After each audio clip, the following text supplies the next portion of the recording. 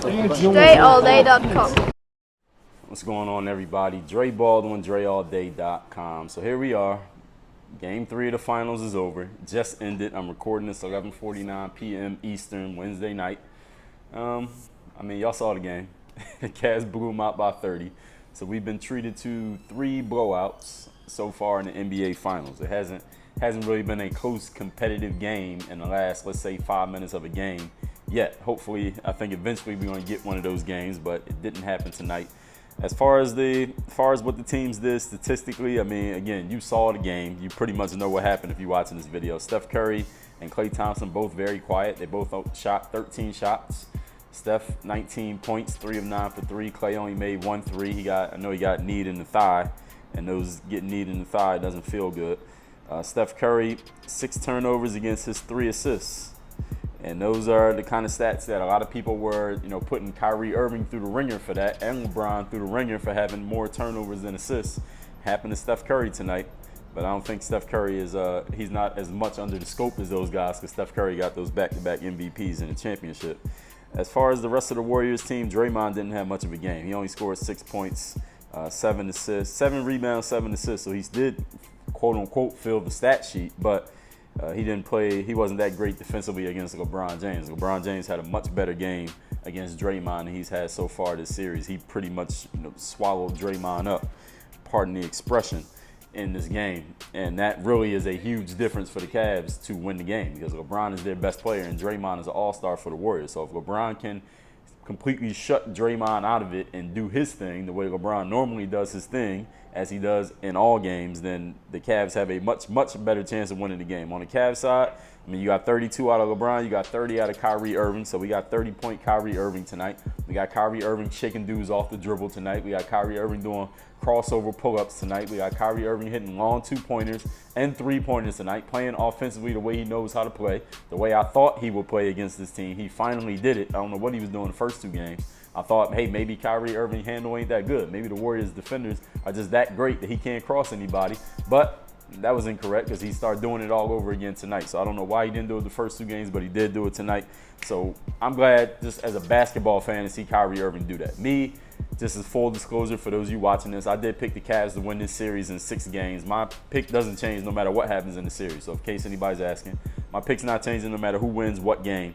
And as far as, again, with Kyrie having a good game, I'm not glad he had a good game because I picked the Cavs in 6. It don't matter. I didn't bet no money on it. But I'm glad he had a good game, because that's going to make this a more competitive basketball game. And as I said after game 2, I am a basketball fan. I'm not a Cavs fan. I'm not a Warriors fan or hater of either team. I like Curry. I like Klay. I like Draymond. I like all the good players. I like LeBron. I like Kyrie. I want to see good players play good competitive basketball against each other. That's what I want to see.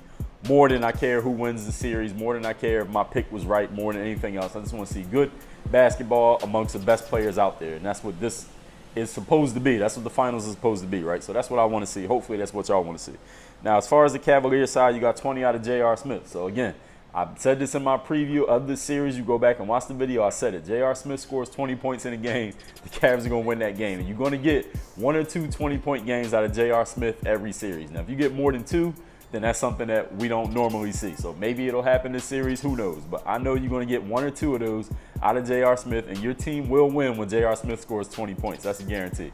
You even got 9 out of Richard Jefferson, who came in and started in place of Kevin Love. We're going to get to Kevin Love in a second. Tristan Thompson, 5 of 6 from the floor. He made 4 out of 5 free throws, 7 offensive rebounds, 13 boards total. No turnovers. Great game by Tristan Thompson. Him down there in the paint actually playing with some damn energy was super important for the Cavaliers. Why he doesn't block more shots, I'll never know. Being he's long and athletic, he can jump. But anyway, he played a great game for what the Cavs asked of him. LeBron with 6 assists. He still had 5 turnovers, but he grabbed 11 rebounds, had 6 assists. LeBron pretty much doing what LeBron does in the playoffs. It's so normal for him to put up these kind of stats. People don't even point him out no more. 32, 11, and 6. In the NBA Finals game, like you're an icon if you do that once or twice. He does it like every damn game of the finals. But anyway, let's get on to some things that are more subjective. Looking at the rest of the lineup, Cavs didn't get much from anybody else in the lineup. I mean, Iman Shumpert played 17 minutes. He didn't do much. He had some turnovers, but he was trying to do too much for why, I don't know. But it's basically the starters. The starters basically carried the game for the Cavs. And if their starters play that good, then shit. All they got to do is do that 3 more times. They can win the NBA championship. Now, as far as subjectively, let's talk about the biggest story from Game 3, which is Kevin Love not playing. Before the game, I was looking on Twitter, and I saw some people, dissing, I guess you want to call it dissing Kevin Love, saying I lost respect for Kevin Love.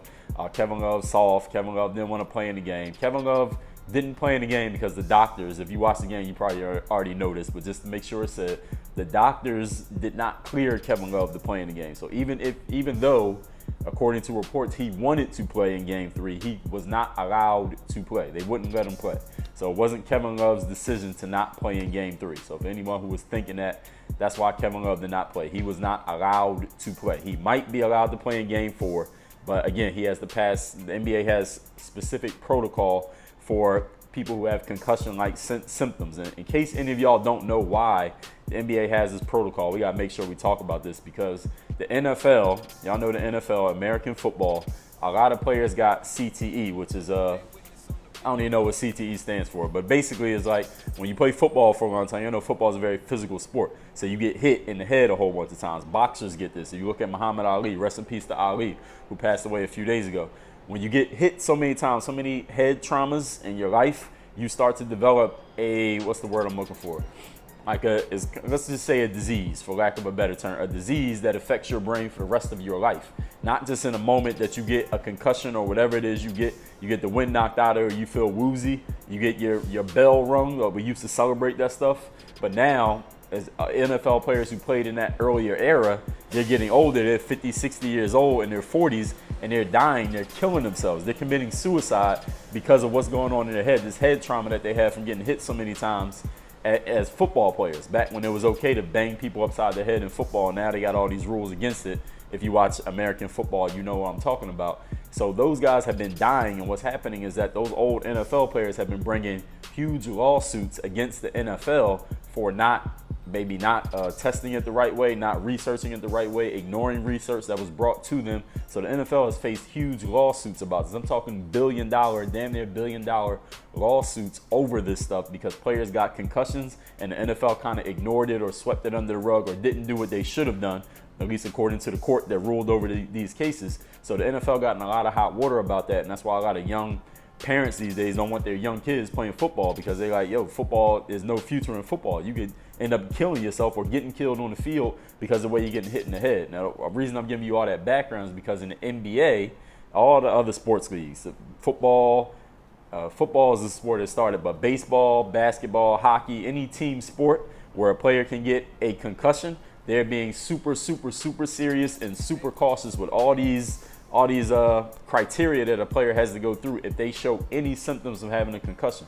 Because imagine if Kevin Love had a concussion, he goes and plays in a game, and then he dies somehow, some way, something happens to him, or he goes and tries to drive home and he dies or something, and they later find out when they look at his brain, they do the autopsy that he had a concussion, and the Cavaliers didn't diagnose him as having a concussion. They didn't point it out properly. That's going to bring the kind of lawsuit against the NBA that could put a business, that could put a whole company out of business.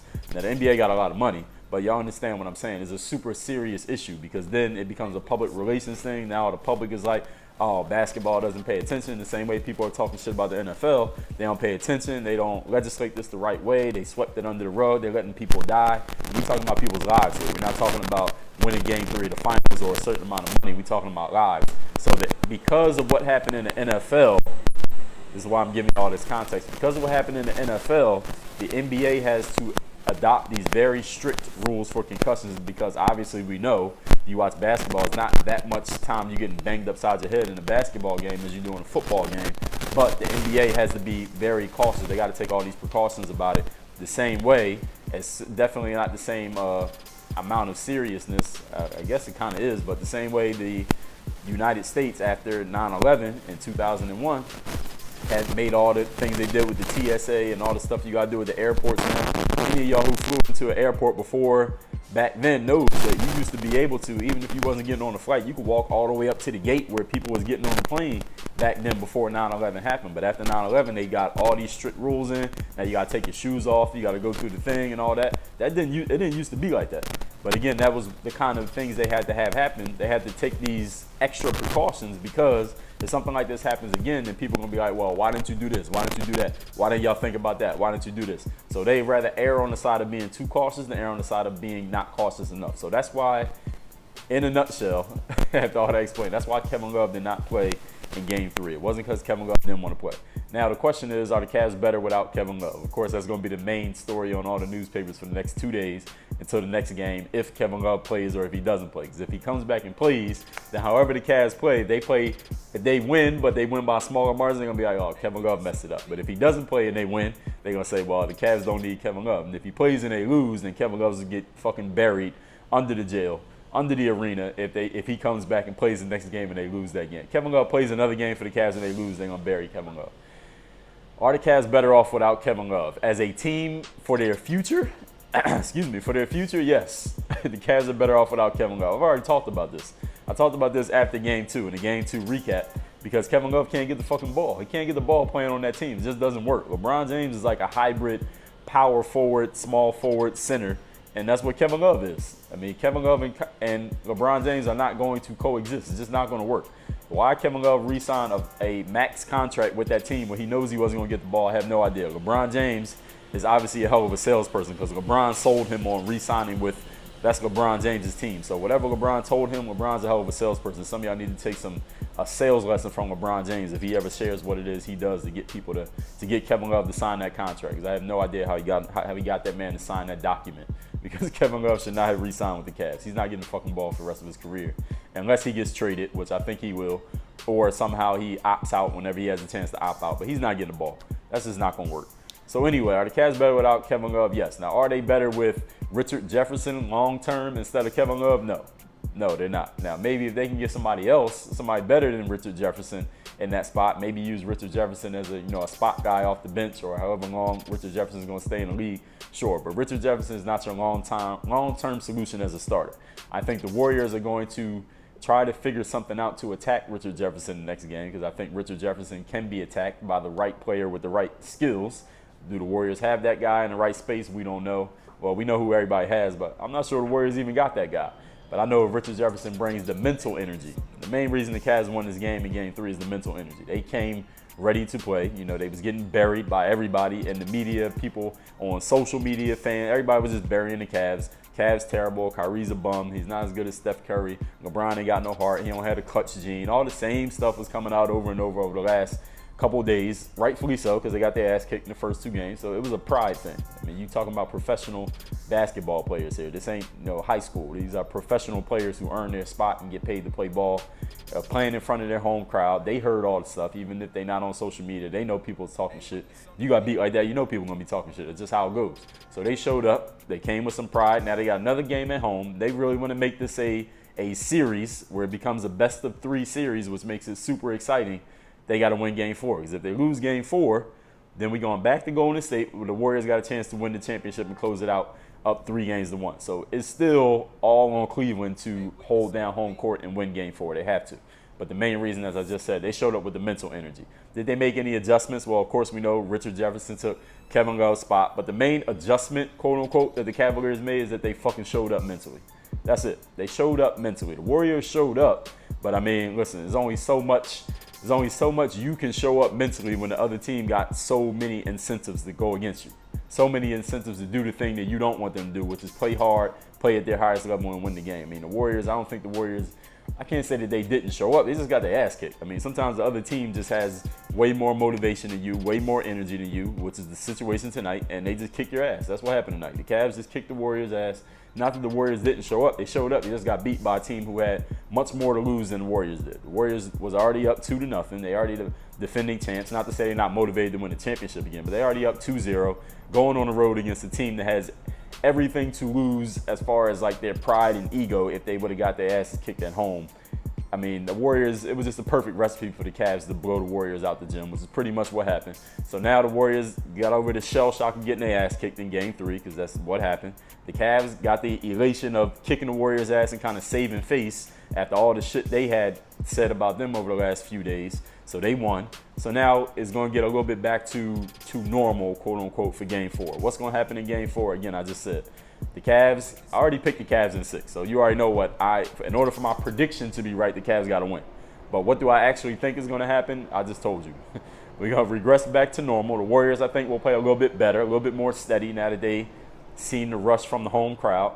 The Cavaliers, hopefully they can bring the same energy in Game 4 that they brought in Game 3. But whether they do that or not is anybody's guess. Is J.R. Smith going to score 20 again? Listen, I wouldn't bet my money on that. Is Tristan Thompson going to get you 10-plus boards and 10-plus points again? Now, that one I might be all right with. Can LeBron get you 30? I mean, LeBron should get 30 every game. I don't see why LeBron wouldn't get 30. He needs to stop taking those damn mid-range jump shots and those three-pointers, though. He please needs to stop taking those and stop trying to bait the referees into calling fouls for him when he's around the basket. Just power the shit up. If you miss, you miss, but stop trying to draw fouls. He could have had 40 tonight if he hadn't tried he tried to do a couple of Kyrie Irving moves in the paint when he don't need to be doing that. He should just power it up. He was trying to draw fouls, and it wasn't working, so he wasted a couple shots, but they still blew him out. Can Kyrie Irving get you 25, 30 points again? Kyrie Irving must get 20-plus points for the Cavs to win. He must, because you don't know what you're getting from Kevin Love if he plays. You definitely don't know what you're getting from J.R. Smith. Please don't bet anything on what J.R. Smith is going to do ever in life, positive or negative. And Tristan Thompson, I think, is a guy who's solid. Richard Jefferson is solid, but neither one of those guys is carrying you as a second banana to a win in the NBA Finals game. Kyrie Irving got to get you 20 points. LeBron got to get 30 points or 25 and a triple-double. And if LeBron gets less than 30, somebody else on the Cavs got to get way above what you expect from them. Somebody got to. Who's that going to be? Who knows? So somebody got to step up. What do I think is going to happen? I think we're going to get a good game, a really good game in Game 4. I think the Cavs have a much better chance of beating the Warriors at home than they got of beating them on the road, but they do have to win a road game to win these championships. But before we even think about that, they got to win Game 4. Because if they lose Game 4, we right back in the same spot. It's over. The Warriors about to win championship, blah, blah, blah. So let's just get Game 4 over with. The Cavs must win Game 4. I want to hear what y'all got to say. I don't know if there's going to be fewer comments this time because there's a lot of people talking about Warriors going to sweep them. Cavs can't compete. So a lot of people saying that. Now I know none of y'all are going to come out and point out that you were that person. You can just change the narrative now. It's all good. It's the internet. That's what we do. So go ahead, leave it in the comments. Let me know what you think. Interact with each other. I will be in the comments to see what y'all got to say, and I'll respond to anything I see relevant is worthy of a response. Everybody have a great, what's the day? Well, y'all going to be watching this on Thursday. Actually, it's technically Thursday now. Have a great Thursday, y'all. I'll see y'all after the game Friday. So that video will come out on Saturday. Oh, yeah, I'm live tweeting every game at Dre All Day if you didn't know. Work on your game. DreAllDay.com. Dre All Day. That sounded like Trey All Day. DreAllDay.com. What could you not do with more confidence? Less attention to the negativity of other people, more focus on your goals than nothing else, and not letting unfortunate circumstances slow you down. Would all of those help you out? Well, go to DreAllDay.com/bulletproof. Check out my new 8-week course called Bulletproof Mindset. Get started, and I'll see you over there. Work on your. If you're on Snapchat, hit me on the Snap. My Snap name is at Dre Baldwin. You already know how that works. And I got a podcast, if you didn't know. It is called Work on Your Game. It is an everyday podcast where I talk about getting yourself into the right mindset, that bulletproof mindset. Getting yourself seen, heard, known. Getting the exposure you want and making things happen in your life instead of waiting for things to happen to or for you. Subscribe to that podcast. We're on iTunes, SoundCloud, and Stitcher. Make sure you check it every single day. Make sure you're subscribed so you catch the heat. Work on your game. Dre ball, feel like Dre